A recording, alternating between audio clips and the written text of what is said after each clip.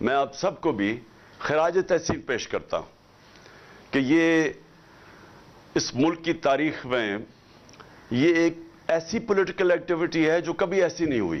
کبھی پہلے کسی پارٹی نے اس طرح کی ایکٹیویٹی نہیں کی. اور یہ ہماری جو حقیقی آزادی کی تحریک ہے یہ شروع ہوئی تھی 7 مہینے پہلے، جب ہماری حکومت کو ایک سازش کے تحت، بیرونی سازش جس کے ساتھ مل گئے ہمارے میر جعفر اور میر صادق، کیونکہ کبھی بھی بیرونی سازش کامیاب نہیں ہوتی جب تک کہ اندر سے غدار مدد نہیں کرتے بیرونی سازش کو کامیاب کرنے کی.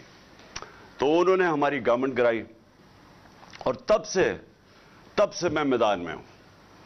تب سے تحریک انصاف سارے پاکستان کے اندر اپنا موقف عوام کی طرف لے کے جا رہی ہے اور عوام کو جگا رہی ہے، شعور دے رہی ہے. اور میں جتنا بھی اللہ کا شکر ادا کروں وہ کم ہے. جو میں نے ان 7 مہینے میں دیکھا، میں نے اپنی 26 سال کی سیاست میں یہ نہیں دیکھا. نواز شریف کرپٹ ہے، وہ کہتی تھی زرداری کرپٹ ہے. زرداری کو جیل میں نواز شریف نے ڈالا اور پھر ان دونوں کو مشرف نے ہٹا دیا اور لوگوں نے مٹھائیاں بانٹی اور کرپشن پہ ہٹایا. اس کے بعد انہی کو جنرل مشرف نے NRO دے دیا اور اس کے بعد انہوں نے 10 سال جو ملک سے کیا ہے 4 گنا زیادہ قرضہ بڑھا دیا. لوگوں نے ان کے غصے میں مجھے ووٹ دی 2018 میں. اب میرا سوال یہ ہے کہ وہ کیا چیز تھی کہ ایک دم 3.25 سال کے اندر یہی لوگ پتہ نہیں کس میں نہا کے آئے کہ یہ ایک دم ٹھیک ہو گیا اسٹیبلشمنٹ کے لیے، اور اس کے بعد یہ ہمارے اوپر پھر مسلط ہو گئے. چلے مانتے ہوں کہ اسٹیبلشمنٹ نے کوئی اس کے اوپر سازش نہیں کی، لیکن روک تو سکتے تھی نا. جانتے تو تھے ان کا ماضی. کیا ان کا ماضی نہیں پتا تھا؟ فائلیں تو ساری پڑی ہوئی ایجنسیز کے پاس ان کی چوری کی سب کچھ. تو کیونکہ میں 3.5 سال پرائم منسٹر تھا، مجھے پتہ ہے کہ ساری ڈیٹیلز ہماری ایجنسیز کے پاس پڑی ہوتی ہے کہ ان کی چوری انہوں نے کتنی کی. تو وہ تو سب پتا تھا. تو وہ کیا چیز ہوئی کہ ان کو پھر ہمارے اوپر مسلط کر دیا؟ بیرونی سازش کامیاب ہو ہی نہیں سکتی جب تک اندر ان کی مدد نہ ہو. تو میرا سوال یہ ہے کہ اب 7 مہینے کے بعد کوئی ایک بھی مجھے چیز بتائیں کہ انہوں نے ملک کے اندر بہتری کی ہو. مجھے ایک چیز بتا دیں. اکنامک سروے پاکستان کی ان کے دور میں پبلش ہوئی، اسی اکنامک ہمارے دور میں نہیں ہوئی. وہ ہر سال جو بتاتی ہے کہ پاکستان کی معیشت کے کیا حالات ہیں، وہ ان کے دور میں پبلش ہوتی ہے اور وہ کہتی ہے کہ 17 سال کے بعد پاکستان، ہماری تحریک انصاف کے جو آخری 2 سال تھے، 17 سال کے بعد بہترین ہماری معیشت کی اضافہ ہوا. اس میں 5.7% اور 6%. یہ 17 سال کے بعد کورونا کے باوجود یہ ہماری معیشت اوپر آ رہی تھی. اسی اکنامک سروے میں لکھا ہوتا ہے کہ 50 سال کے بعد ہماری جو انڈسٹریل گروتھ ہے، جس میں اصل میں نوکریاں ہوتی ہیں، نوکریاں ملتی ہیں، جس میں دولت میں اضافہ ہوتا ہے، وہ ہوتی ہے جب انڈسٹری آپ کی بڑھتی ہے. تو 26 سے 27% ہماری لارج سکیل مینوفیکچرنگ بڑی. فیصل آباد کے اندر مزدور نہیں مل رہے تھے ٹیکسٹائل فیکٹریوں کے. مجھے ٹیکسٹائل والوں نے کہا کہ جناب ہمیں باہر سے منگوانے پڑ رہے ہیں یا مزدوروں کی شارٹیج ہو گئی ہے. تاریخ میں سب سے زیادہ ٹیکسٹائل انڈسٹری کی گروتھ ہوئی. تاریخ میں سب سے زیادہ ایکسپورٹس بڑھی. تاریخ میں سب سے زیادہ باہر بیرون ملک پاکستانیوں نے ہمارے اوپر اعتماد کرتے ہوئے سب سے زیادہ ریمیٹنسز پیسہ بھیجا. تاریخ میں سب سے زیادہ پاکستان کی آمدنی، ٹیکس کلیکشن بڑھی. اور تاریخ میں 4 فصلیں جو پاکستان کی تھیں، کیونکہ ہم نے کسانوں کی مدد کی، کیونکہ ہم نے ان کو سبسیڈائز کر کے چیزیں دی، انہوں نے اپنی 4.5% ہماری گروتھ ریٹ تھی، یعنی ہماری اضافہ ہوا زراعت میں، جو 17 سال کے بعد تھا. تو جب ملک آگے بڑھ رہا تھا اور جب ہر چیز پازیٹو ہو گئی، कोरोना के मुश्किल वक्त से हमने मुल्क को निकाल लिया।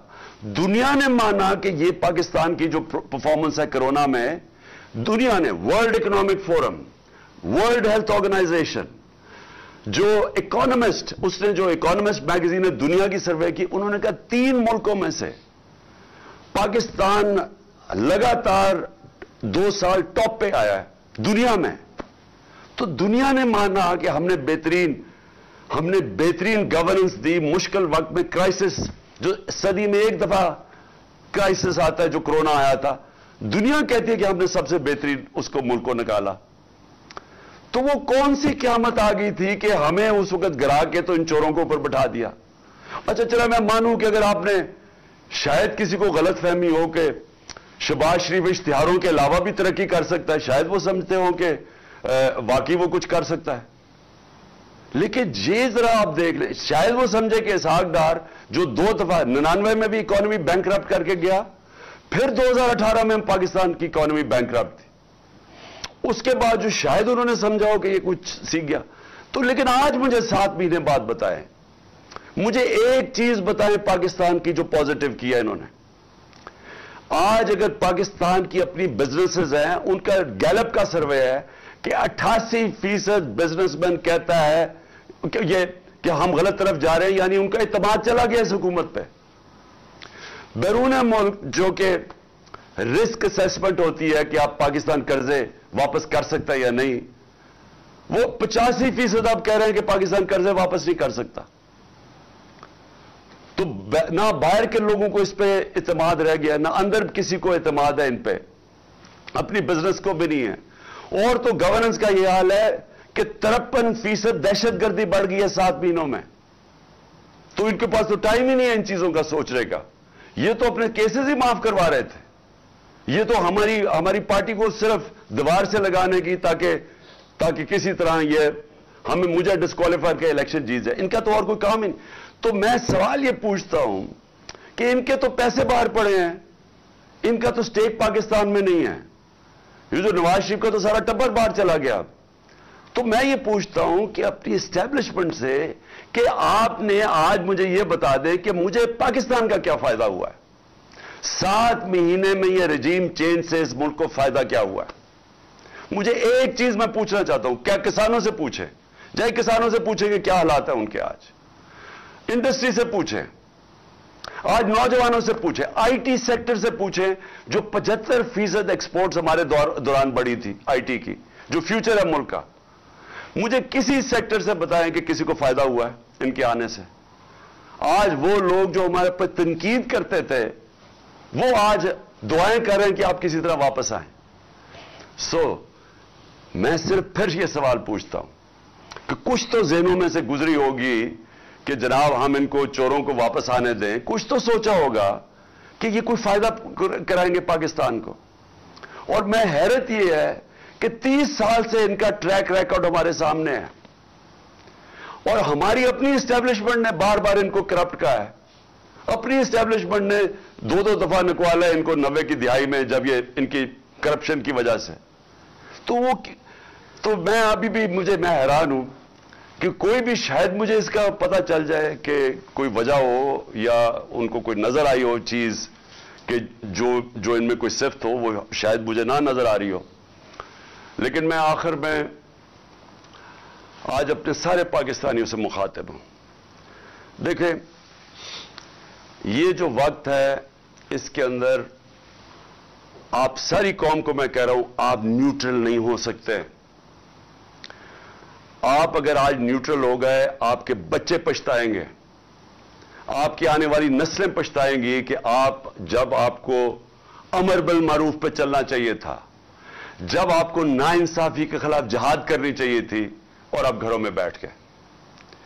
इमरान खान को मैं आपको फिर से कहता हूं, मुझे कोई जरूरत नहीं है कि अपनी जान खतरे में डाल के बाहर निकलूं। जब मुझे पता था उसके बावजूद, और जब मुझे आगे भी पता है, लेकिन मैं बचपन से मेरे ज़हन में यह था कि मैं कभी गुलामी से बेहतर मर जाना है। ये गुलामी है ये जो हो रहा है। मैं अपना FIR नहीं रजिस्टर करवा सका एक्स प्राइम मिनिस्टर। मुझे पता है किसने یہ ساری سازش کی تھی. مجھے وہ تینوں کا پتہ ہے انہوں نے مل کے کی تھی, لیکن میں نہیں کر سکا. تو سوچ لیں کہ آپ میں سے کہ آپ عوام میں آپ کے پاس کیا حقوق ہے. آپ کے پاس, آپ سے اگر طاقتور ظلم کرتا ہے آپ کیا کر سکتے ہیں؟ انسان اور بھیڑ بکریوں میں فرق ہے. انسانوں کے حقوق ہوتے ہیں. بھیڑ بکریوں کو ڈنڈے مار کے جدھر مرضی آج کہہ دیں کہ یہ چور ہیں تو کل کہہ دیں کہ یہ پاک ہو گئے تو وہ ادھر ہی چلیں گے.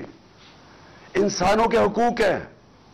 انسان جب تک اپنے حقوق اور آزادی, جب تک اس کے لیے رائے حق کے لیے نہیں کھڑا ہوتا, انسانی معاشرہ جانوری معاشرہ بن جاتا ہے. جانوروں کا معاشرے میں جنگل کا قانون آ جاتا ہے, جو اس وقت مجھے افسوس سے کہنا پڑتا ہے پاکستان میں ہے. ہماری کوششیں ہو رہی ہیں, دیکھیں وہ سینیٹرز نکلے ہوئے ہیں, وکیل نکلے ہوئے ہیں کہ ساری دنیا کے سامنے اعظم سواتی سے ہوا, لیکن وہ بے بس ہے. اس کی والدہ ارشد شریف شہید کی, وہ انہوں نے کمیشن بنا دیا. والدہ کہتی ہے مجھے اعتماد ہی نہیں ہے. تو جنہوں نے جو چاہتے ہیں انصاف, اگر ان کو کمیشن پہ اعتماد نہیں ہے تو کیسے انصاف ملے گا؟ اور میرے اوپر جو ایف آئی آر ہوئی, جو ایف آئی آر پولیس نے دی ہے, وہ ایف آئی آر کیا, وہ مذاق ہے. وہ ایک آدمی کے اوپر انہوں نے ایف آئی آر کاٹ دی ہے. تو ہمیں تو سب کو پتا ہے کہ دوسری طرف سے سامنے سے گولیاں آئی ہیں, دو مارنے والے تھے. تو انہوں نے تو وہی کیس بنا دیے کہ جناب یہ جو یہ چاہتے ہیں. اسکرپٹ کیا تھی کہ جی دینی انتہا پسند میں اکیلا تھا. اچھا وہ بھی اتنا بیوقوف ہے, جنہوں نے اس کو پڑھایا اس طوطے کو, وہ بھی اتنے بیوقوف تھے. وہ پہلی چیز کہتا ہے کہ جی میں اکیلا تھا. کہ لوگوں, یعنی اگر کسی کو شک بھی تھا نا کہ سازش ہوئی تو اس نے پوری کر دی کہ ہاں جی میں اکیلا تھا, کہیں وہ شک نہ پڑ جائے کہ جو دوسرا جو سامنے والا تھا اور اصل وہ نہ کہیں اس کی تلاش نہ شروع ہو جائے. تو اگر ہمیں انصاف نہیں مل سکتا, میں پھر سے کہتا ہوں میری قوم, آپ کو یہاں انصاف نہیں ملنے لگا, یہ ملک آگے نہیں بڑھنے لگا. اور یہ جو میں اب آپ کو ڈیٹ دینے لگا ہوں, میں اپنی ساری پہلے تو پارٹی کو بھی ساروں کو کہوں کہ ابھی سے تیاری شروع کر دیں. اگلے ہفتے 26 نومبر کو آپ نے سب نے اسلام آباد پہنچنا ہے. میں انشاءاللہ آپ کو وہاں ملوں گا اسلام آباد میں. تو میں یہ چاہتا ہوں, کیا ہوں, میں صرف اپنی پارٹی کو نہیں اب کہہ رہا, میں سارے پاکستانیوں کو کہہ رہا ہوں کہ دیکھیں, جو اگر آپ کا خیال ہے کہ تبدیلی آ جائے گی اور آپ گھر بیٹھے رہیں گے اور ایک دم تبدیلی آ جائے گی, ایسے نہیں ہوتا. اللہ کا فرمان ہے کہ میں کبھی, قرآن میں کہتا ہے, میں کبھی کسی قوم کی حالت نہیں بدلتا جب تک وہ قوم خود اپنی حالت بدلنے کی کوشش نہ کرے. اگر ہم سمجھتے ہیں کہ ہم بھیڑ بکریوں کی طرح رہیں اور ایک دم ہم آزاد ہو جائیں گے, ہم نہیں ہوں گے, وہ ویسے ہی رہیں گے. تو یہ وقت ہے, میں ساری قوم کو دعوت دے رہا ہوں کہ آپ نے آنا ہے پنڈی. آپ نے پنڈی آنا ہے 26 تاریخ کو, ہفتے کو. 1 اور 2 کے بیچ میں آپ نے پوری کوشش کرنی ہے پہنچنے کی. میں خود وہاں آپ سے انشاءاللہ خطاب کروں گا اور اگلا لائے عمل دوں گا. یہ تحریک رکنے نہیں لگی, میں آپ کو اگلا لائے عمل دوں گا.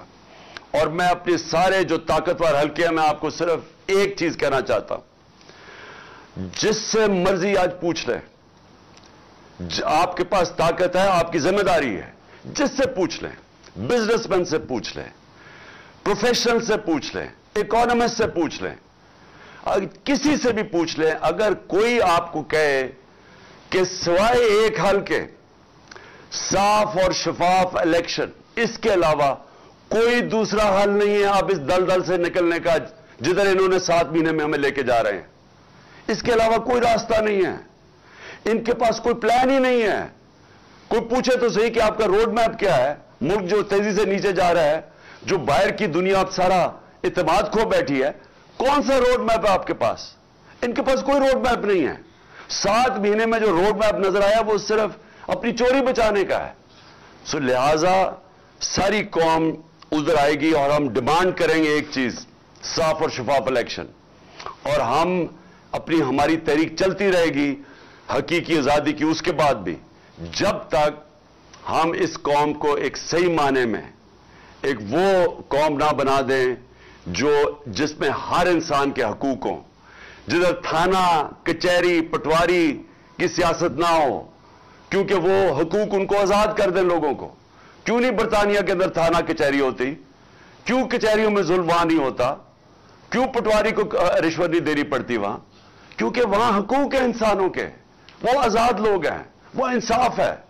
اس کے لیے میں چاہتا ہوں ساری قوم مل کے ہمارے ساتھ جدوجہد کرے، اور انشاءاللہ میں سب کو اگلے ہفتے پنڈی میں آپ سے میری ملاقات ہوگی۔ پاکستان زندہ باد۔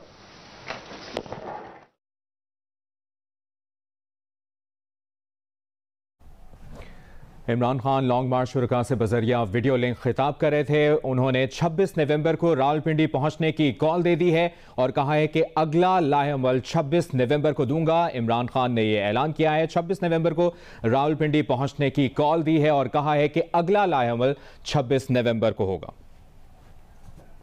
عمران خان نے کہا ہے کہ جنہوں نے انہیں مارنے کی کوشش کی ابھی بھی وہیں بیٹھے ہیں، ان پر 23 FIR کاٹی گئیں، انہیں ایسا رکھا جیسے وہ غدار ہوں۔